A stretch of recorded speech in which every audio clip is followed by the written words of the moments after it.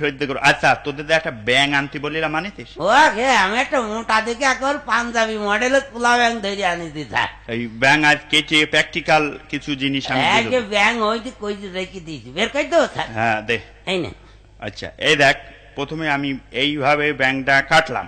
কাটলেন, কি দেখতে পালি? কি দেখবো? ওর দেখলাম ওর নাড়ি বুড়ি কলজে ভেস্কো কিডনি সব দেখা যাচ্ছে। আচ্ছা, তাহলে মোটামুটি ভালোই ধারণা পেয়েছো। এবার বলো, যদি কোনো মানুষ এইভাবে কাটা হয় তা প্রথমে কি দেখতে পাবি? কি দেখতে পাবো?